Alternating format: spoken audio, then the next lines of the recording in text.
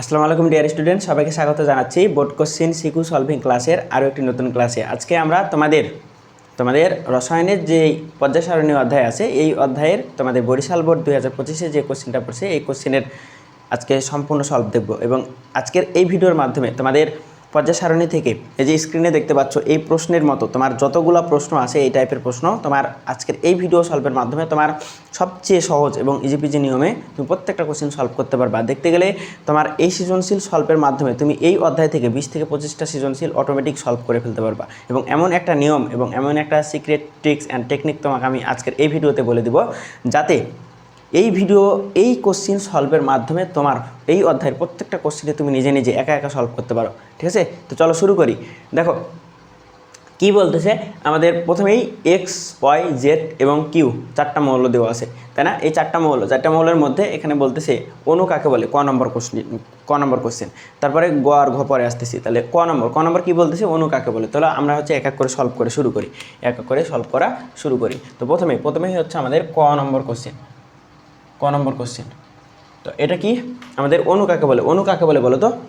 অণু হচ্ছে এক বা একাধিক, দুই বা ততোধিক পরমাণু পরস্পরের সাথে যুক্ত হয়ে যে রাসায়নিক বন্ধনের মাধ্যমে যুক্ত হয়ে যে সংকেত গঠন করে, সেটা হচ্ছে আমাদের অণু, তাই না? সেটাই কি আমাদের অণু। তাহলে লিখবা, যে লিখে দিতে হবে। আচ্ছা, লিখেই দিই। দুই বা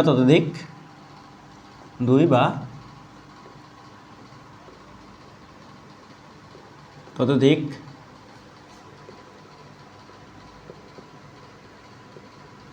পরমাণু রাসায়নিক বন্ধনের মাধ্যমে রাসায়নিক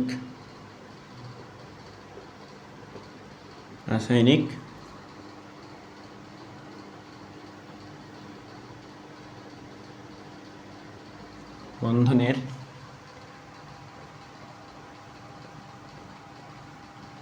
মাধ্যমে পরস্পরের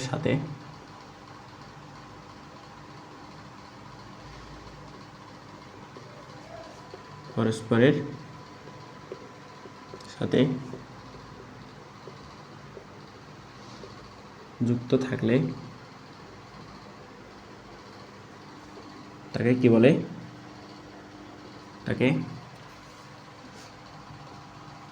অণু বলে।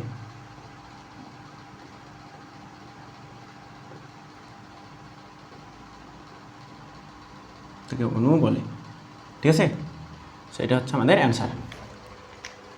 যদি না বুঝো, দেখো হাইড্রোজেন, ধরো একটা হাইড্রোজেন আরও একটা হাইড্রোজেনের সাথে যুক্ত হলো। আরও একটা হাইড্রোজেনের সাথে যুক্ত হয়ে ও কী করবে? হাইড্রোজেন অণু গঠন করবে। তাহলে এটা একটা পরমাণু, পরস্পরের সাথে যুক্ত হয়ে একটা হাইড্রোজেন অণু গঠন করছে। তো এটা যুক্ত থাকে কীভাবে জানো? এটা যুক্ত থাকে, ধরো ইলেকট্রন যদি ডায়াগ্রাম আঁকায়, এগুলো তোমাদের লাগবে না, জাস্ট বুঝতে হবে। তুমি ওই সংজ্ঞাটা লিখলে হবে, কিন্তু তুমি বেসিকটা বুঝো। যেটা মনে করো নিউক্লিয়াস, এবং নিউক্লিয়াসের চারিদিকে আমাদের হচ্ছে ইলেকট্রনগুলো কক্ষপথে ঘুরতে থাকে, তাই না? সো এখানে হচ্ছে হাইড্রোজেনের একটা ইলেকট্রন আছে, এটা হচ্ছে হাইড্রোজেন পরমাণু একটা। তো অপর আরও একটা পরমাণু আমি ধরো যোগ করতেছি, এই হচ্ছে হাইড্রোজেন আরও একটা পরমাণু। তো এটা হচ্ছে নিউক্লিয়াস এবং আরও একটা পরমাণু এখানে আছে, এবং এটা একটা হাইড্রোজেন পরমাণু। তো পরস্পরের সাথে যুক্ত হয়ে কী করছে এরা হচ্ছে তোমার কী করছে, এইভাবে বন্ধন গঠন করছে, তাই না? এটা নিউক্লিয়াস, এই হচ্ছে এটা। সো আরও একটা পরমাণু যদি আমি আঁকাই ফেলি, এই হচ্ছে হাইড্রোজেন পরমাণু, ঠিক আছে? আর এটাও হচ্ছে হাইড্রোজেন পরমাণু। তো পরস্পরের সাথে যুক্ত হয়ে এরা কী করছে, এরা একটা হাইড্রোজেন অণু গঠন করে ফেলছে। সো এই যে একটা হাইড্রোজেন অণু, সেটা কি হাইড্রোজেন অণু। তো আমরা ডায়াগ্রামের মাধ্যমে এটা বুঝতে পারি, এটা একটা সমযোজী বন্ধন। এই সমযোজী বন্ধনের মাধ্যমে পরস্পরের সাথে যুক্ত হয়। তো এটাকে আমরা যদি ডিপলি চিন্তা করি, একদম ফাইনালি আমরা যদি যেটা পাবো, এখান থেকে মূলত আসে। অ্যান্ড এটা হচ্ছে এই যে এখানে দুইটা ইলেকট্রন আছে। কয়টা ইলেকট্রন? এই যে বৃত্তগুলো দিছি এখানে যে বৃত্তগুলো দিছি, এটা হচ্ছে দুইটা ইলেকট্রন নির্দেশ করে। এই যে এটা একটা ইলেকট্রন, এটা একটা এবং এটা একটা। মনে রাখবা, একটা বন্ধন গঠন হয় দুইটা ইলেকট্রনের সাহায্যে। তাহলে দুইটা ইলেকট্রনকে আমি বাদ দিয়ে দুইটা ইলেকট্রন সমান সমান আমি লিখতে পারি এভাবে, দুইটা ইলেকট্রন সমান সমান লিখতে পারি একটা বন্ধন লিখতে পারি। তো এটা কি? এটা হচ্ছে একটা বন্ধন। সো এখান থেকে আমরা যদি হাইড্রোজেনকে রিপ্রেজেন্ট করতে চাই, তাহলে হাইড্রোজেন এইভাবে বন্ধন গঠন করে, এই যে পরস্পর একক বন্ধন দিয়ে যুক্ত থাকে। সো এখান থেকে আমরা হাইড্রোজেনকে পাই এরকম করে, ঠিক আছে? তো এটাই সেটা, ঠিক আছে? এখান থেকে এটা একই জিনিস। তো হাইড্রোজেনের বন্ধন ক্রমটা মূলত এরকম হয়। অ্যান্ড তোমরা অষ্টম অধ্যায়ে গিয়ে দেখবে হাইড্রোজেনের এই বন্ধন ক্রমের একটা নির্দিষ্ট মানও দেওয়া আছে। সো এই যে এইভাবে আমাদের দেখো সংজ্ঞায় কী ছিল, দুই বা ততোধিক পরমাণু পরস্পরের সাথে রাসায়নিক বন্ধনের মাধ্যমে যে যুক্ত থাকে সেটাই হচ্ছে আমাদের কি, সেটাই হচ্ছে আমাদের অণু। বোঝা গেছে? সেটাই আমাদের কি নির্দেশ করে, অণু নির্দেশ করে। বুঝছো? তাহলে আশা করি এই জিনিসটা বোঝা গেছে,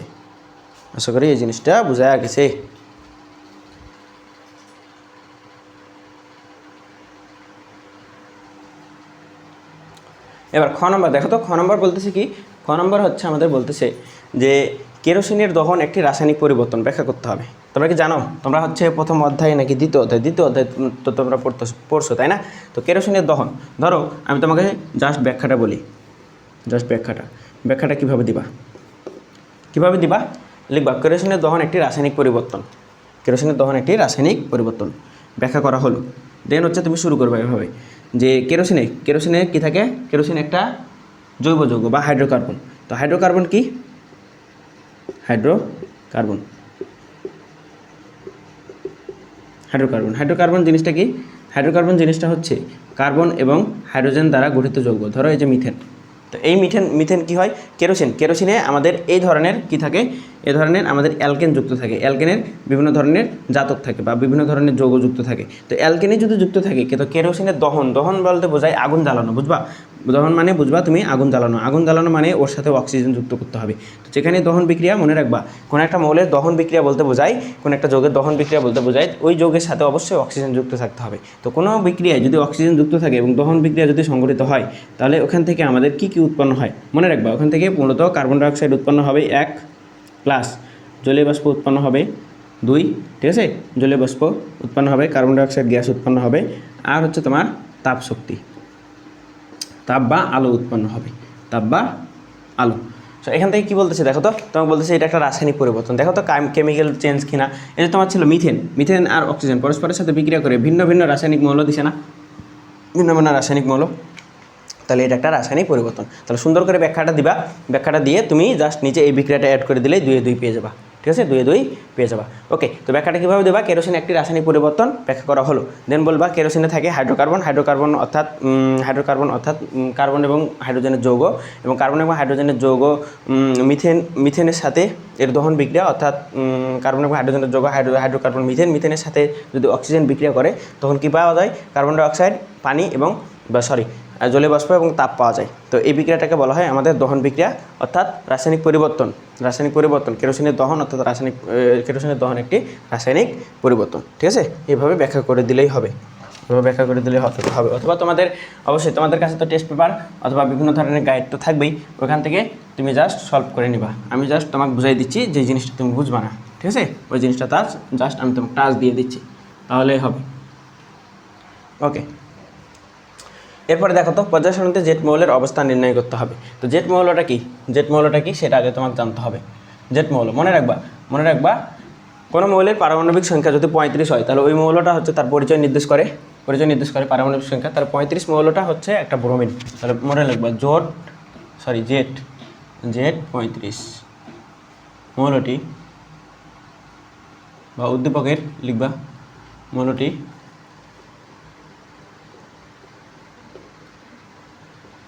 ব্রোমিন, ঠিক আছে?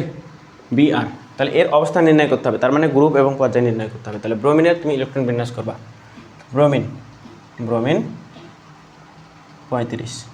তাহলে এখান থেকে ইলেকট্রন বিন্যাস করো, 1s 2s 2p 3s 3p 3d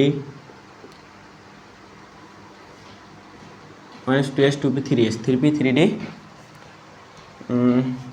3p 1s 2s 2p 3s 3p 3d 4s। আচ্ছা, s ps ps d। আচ্ছা, আমি এভাবে করি, দাঁড়াও আমি এভাবে মনে রাখি। তো দাঁড়াও যারা তোমরা ইলেকট্রন বিন্যাস বুঝো না, আমার ইলেকট্রন বিন্যাসের সুপার একটা ক্লাস আছে, ওই ক্লাস চাইলে তোমরা আমার ইউটিউব চ্যানেল থেকে গিয়ে তুমি জাস্ট প্লেলিস্ট অপশনে গেলেই পেয়ে যাবা। বেসিক টু প্রিমিয়াম কোর্স আছে আমাদের কেমিস্ট্রি, ওখানে গিয়ে সার্চ দিলেই পাবা, ঠিক আছে? অথবা আমাদের ডিসক্রিপশন বক্সে লিঙ্ক দেওয়া থাকবে, ওখান থেকে কমপ্লিট করে নিবা। ওকে, s তারপরে ps d ps।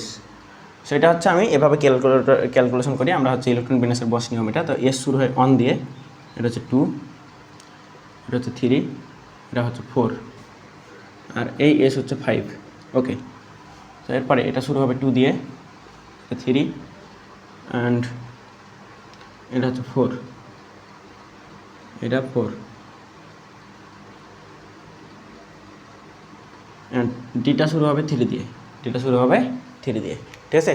সো এখানে থাকবে 2টা ইলেকট্রন, 2টা, 6টা, 12, 6, 18, 20, কতটা টোটাল হচ্ছে 35। তাহলে 20 আর 10-এ 30, 30, আর এখানে হচ্ছে 2টা, দেন হচ্ছে আমার কত হলো।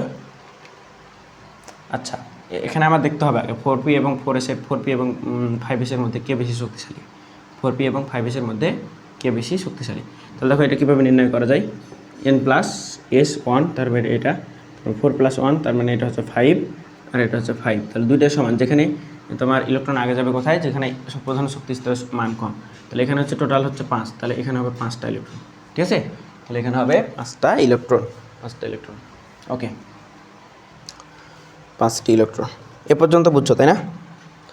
এ পর্যন্ত বুঝছো নাকি বুঝো নাই বলো তো?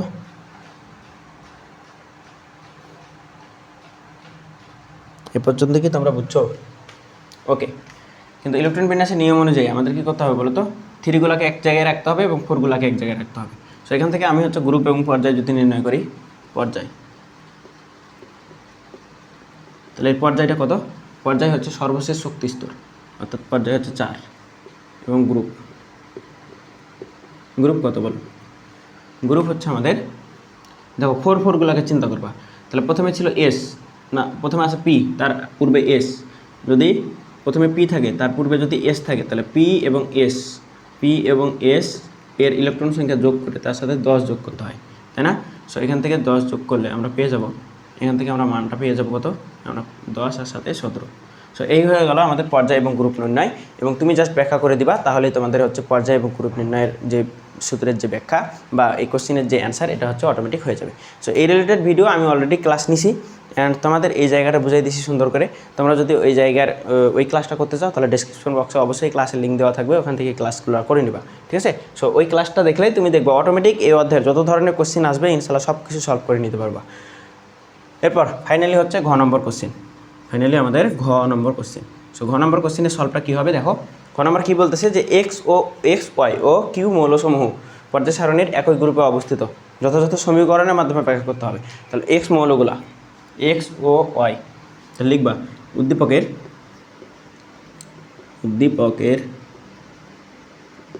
উদ্দীপকের এক্স ওয়াই কিউ মৌলগুলোর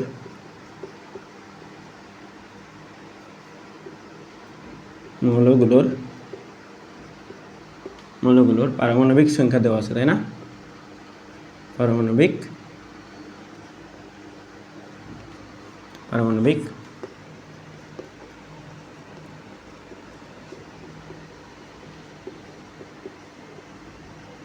সংখ্যা যথাক্রমে কী কী দেওয়া আছে? এক্সের জন্য কত? এক্সের হচ্ছে আমাদের 11, এরপরে ওয়াইটা কত? ওয়াইটা হচ্ছে আমাদের 19, তাই না? এরপর কত? জেড কিউটা হচ্ছে আমাদের 37। অর্থাৎ দেখবা মৌলগুলা, অর্থাৎ মৌলগুলো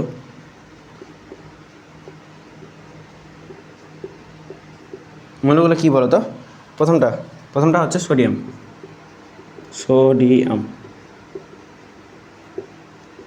সোডিয়ামকে প্রকাশ করা হয় Na দিয়ে। যেভাবে সলভ করাচ্ছি এভাবে সলভ করে দেবে, ইনশাআল্লাহ 10-এ 10 পেয়ে যাবা, ঠিক আছে। এরপরটা কি? পটাশিয়াম,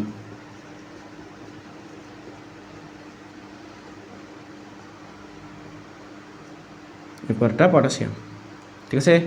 পটাশিয়ামকে কে দিয়ে প্রকাশ করতে হয়? এরপরটা কি ভাই? এরপরটা কি বলো? এরপরটা হচ্ছে আমাদের রুবিডিয়াম,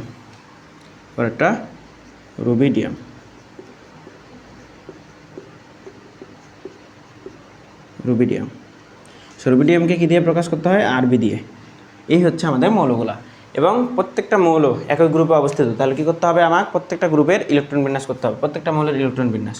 তাহলে সোডিয়ামের, তাই এখানে লিখবা, এখানে সোডিয়াম 11 এর ইলেকট্রন বিন্যাস 1s 2s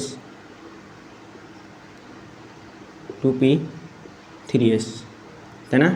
2 4 10 11।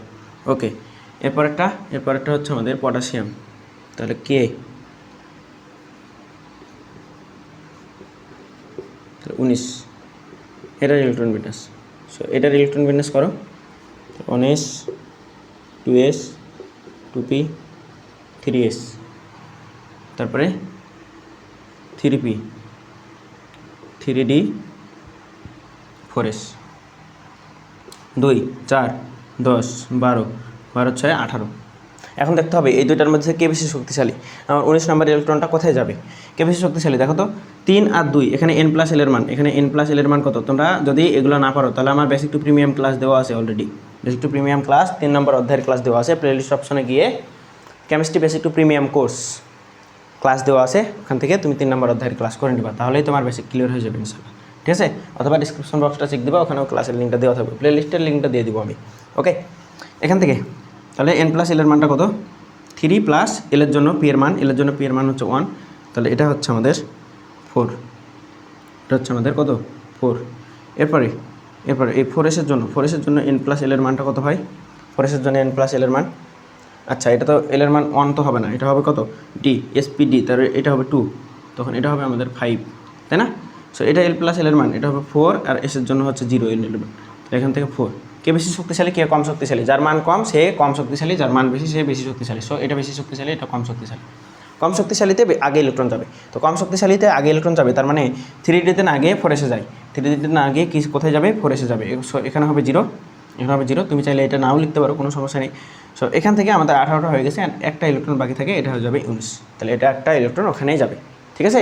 সো এটা যদি বেশি কম শক্তিশালী হতো তাহলে এখানে আগে ইলেকট্রনটা আসতো। সো এটা হচ্ছে আমাদের কনসেপ্ট। এরপরে হচ্ছে আমাদের রুবিডিয়াম, তাই না?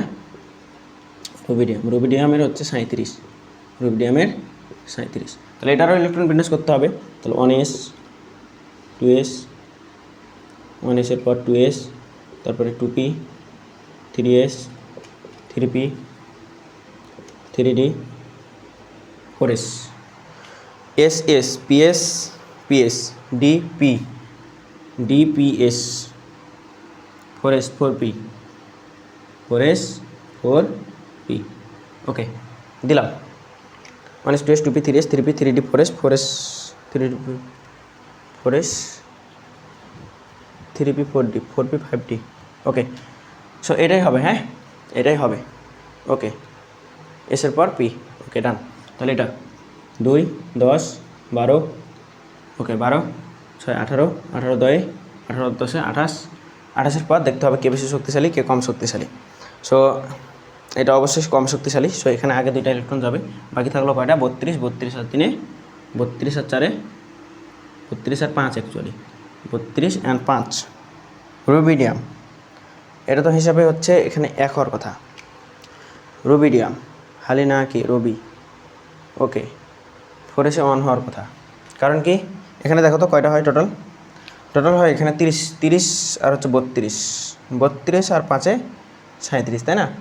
32 আর 5-এ 37, হ্যাঁ 32 আর 5-এ 37, কিন্তু পি এ তো অর্ধপূর্ণ ইলেকট্রন থাকবে না, এ তো পূর্ণ থাকতে চাইবে, তখন এখানে চলে যাবে 6টা ইলেকট্রন অ্যান্ড এখানে হয়ে যাবে 1টা ইলেকট্রন। ঠিক আছে? তখন ইলেকট্রন বিন্যাস কাঠামোটা এরকম হবে। সো দেখো এবার আমরা দেখি একই গ্রুপের কিনা। গ্রুপ নির্ণয় করার জন্য আমাদের কী করতে হয় বলো তো?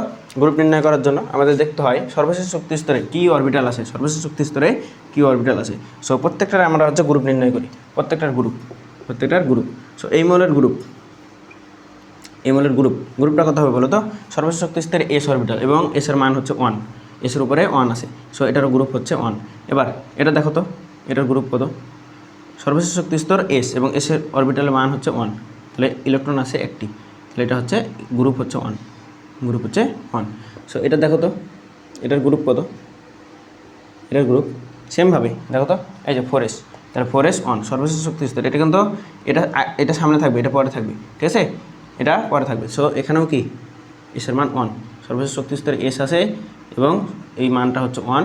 সো এই গ্রুপ হচ্ছে 1। দেখো প্রত্যেকটা গ্রুপ একই গ্রুপে অবস্থিত, প্রত্যেকটা মৌল একই গ্রুপ। দেখো তো তো এখান থেকে আমি বলে দিতে পারি যে ইলেকট্রন বিন্যাসতে দেখা যায় প্রত্যেকটা মৌল একই গ্রুপে অবস্থিত। প্রত্যেকটা মৌল লিখবা, প্রত্যেক মৌল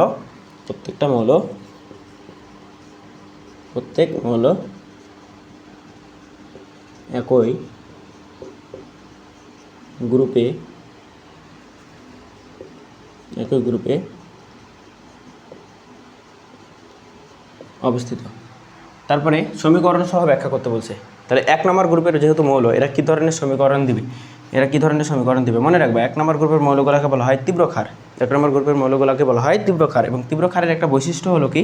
তীব্র ক্ষারের একটা বৈশিষ্ট্য, মনে করো সোডিয়াম, এ পানির সাথে বিক্রিয়া করবে, পানির সাথে বিক্রিয়া করে ও কী করবে? যারা বিক্রিয়া পারো না, আমার কিন্তু বিক্রিয়া ক্লাস অলরেডি ইউটিউবে দেওয়া আছে, আমার চ্যানেলে দেওয়া আছে। যারা বিক্রিয়া পারো না, প্রত্যেকটা বিক্রিয়া তোমার লাইফের one of the best solution আমি তোমাকে করে দিছি, অ্যান্ড হচ্ছে সবচেয়ে সহজ নিয়মে।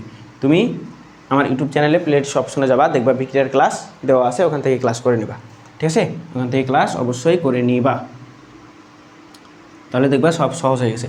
সো যেখানেই পানি মনে রাখবা, যেখানেই পানি সেখানেই H+ এবং OH- থাকবে, H+ এবং OH- থাকবে। সো মনে রাখবা সোডিয়াম একটা প্লাস, এরকম করে ইলেকট্রন লিখতে হয়, এরকম করে আধান। বিক্রিয়া যখন করবে আধান লিখে করবে, তাহলে সহজ হবে। দেখবা তুমি তোমার বিক্রিয়া কথা বলবে, এই প্লাস অলওয়েজ বিক্রিয়া করবে মাইনাসের সাথে, মনে রাখবে প্লাস অলওয়েজ বিক্রিয়া করবে মাইনাসের সাথে। এবং যার বিক্রিয়া তাকে পাশাপাশি লিখতে হবে এবং সঠিক সংকেত বসাতে হবে, তাহলে তোমার বিক্রিয়া শেষ। এরপরে যেটা থাকলো সেটা হচ্ছে হাইড্রোজেন গ্যাস। সো বিক্রিয়া যারা বুঝো না, অবশ্যই আমার বিক্রিয়ার ক্লাস করতে হবে, তাহলে তুমি এই জিনিসগুলো অটোমেটিক বুঝে যাবে। আমি টেকনিকটা বলে দিলাম, তাহলে তোমার কাছে যদি ইজি লাগে তাহলে এখান থেকে করে নিবা, সমস্যা নেই। অথবা যদি না পারো তাহলে তুমি কী করবা? চলে যাবা বিক্রিয়ার ক্লাসে। সো 2 নম্বর দেখো তো আমাদের কী মৌল দেওয়া আছে? পটাশিয়াম। 2 নম্বর হচ্ছে আমাদের পটাশিয়াম। 2 নম্বর আমাদের পটাশিয়াম, তাই না? পটাশিয়ামের সাথে আবার পানিকে বিক্রিয়া করাও, দেখো একই ধরনের বিক্রিয়া দেয় কিনা। তাহলে দেখবা এটা হয়ে যাবে কি? পটাশিয়াম হাইড্রোক্সাইড, তার সাথে কি? Hydrogen gas.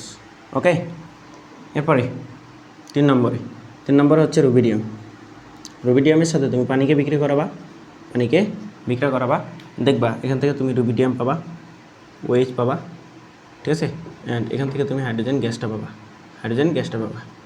তাহলে দেখো তো এরা 1 নম্বর গ্রুপের মৌল এবং একই গ্রুপে অবস্থিত হওয়ায় প্রত্যেকটার সমীকরণ একই। দেখো এই ক্ষার বিক্রিয়া করতেছে পানির সাথে বিক্রিয়া করে ধাতু পানির সাথে, তীব্র ধাতু পানির সাথে বিক্রিয়া করে ও ক্ষার তৈরি করতেছে। ক্ষার কীভাবে চিনলাম? এই যে OH যদি কারোর সাথে থাকে মনে রাখবা ওটাকে ক্ষার বলা হয়। এবং তার সাথে কি উৎপন্ন করতেছে? Hydrogen gas.